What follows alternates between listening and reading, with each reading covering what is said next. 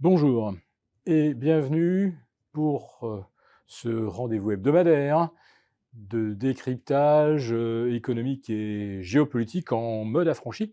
Alors je salue tous les abonnés de TV Liberté pour cet épisode que je vais intituler Le gouvernement.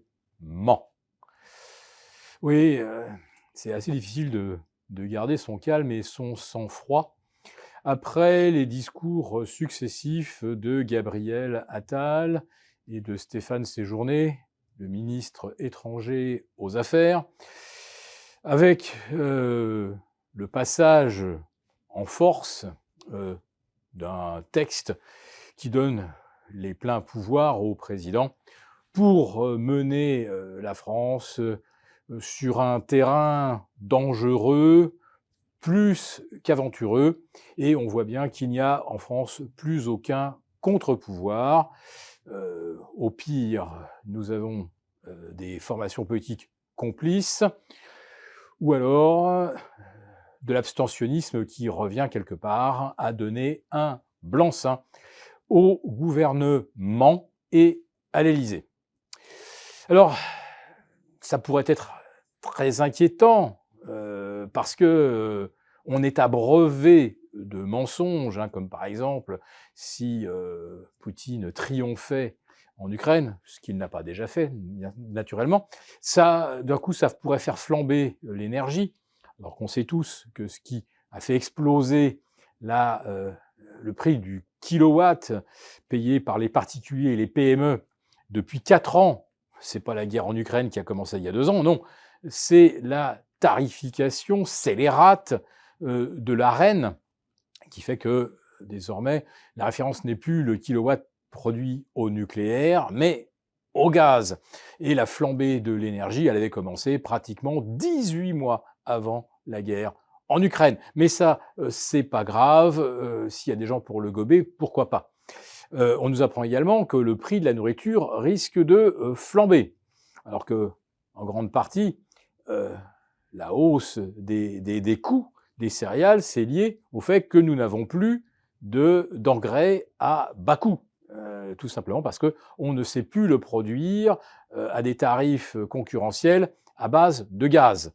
On est totalement dépendant de la Chine, qui peut modifier les tarifs comme bon lui semble pour tout ce qui est fourniture automobile, mais également de la nourriture, car l'ignoriez-vous, mais la Chine est le principal exportateur mondial de sauce tomate. Je pourrais vous faire une liste des produits alimentaires dont le prix dépend non pas de la Russie, mais dépend de la Chine, vous seriez stupéfait. Et puis bien entendu, il y a aussi des pays comme les États-Unis ou les pays sud-africains qui ne nous font pas de cadeaux, qui exercent une concurrence énorme. Alors on parle beaucoup actuellement du poulet ukrainien, mais ça fait plusieurs années que le poulet brésilien est également infiniment moins cher que celui produit en Europe en général et en France en particulier, où on respecte des tas de normes afin de produire du label rouge, etc. Le Brésil, c'est la production de masse exportée congelée, et l'Ukraine, il n'y a aucune norme, et ce sont des fermes de poulets de 1 million et demi de têtes, et là encore, on est sur des niveaux de prix au kilo qui sont 2 fois et demi moins élevés que ce que l'on a en France. Et donc, ce qui provoque les faillites d'agriculteurs, de producteurs céréaliers, ben non, c'est pas la Russie, ce sont les accords de libre-échange avec la Nouvelle-Zélande qui va nous livrer du lait. C'est quand même le comble, après nous avoir livré des agneaux depuis l'affaire du Rainbow Warrior.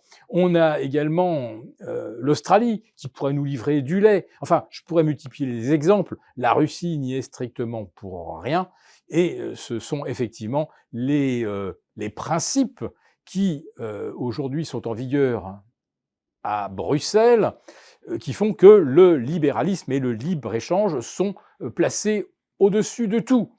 Et en ce qui concerne nos agriculteurs, M. Macron leur promet des prix planchers qui, si vous faites la recherche, vous allez vous apercevoir que c'est interdit par les réglementations européennes. Donc, le gouvernement ment et ment encore. Et ça, c'est peut-être le plus angoissant, plus peut-être que de faire des gesticulations, jouer les fiers à bras et prétendre que l'on va aller dire son fait à Poutine.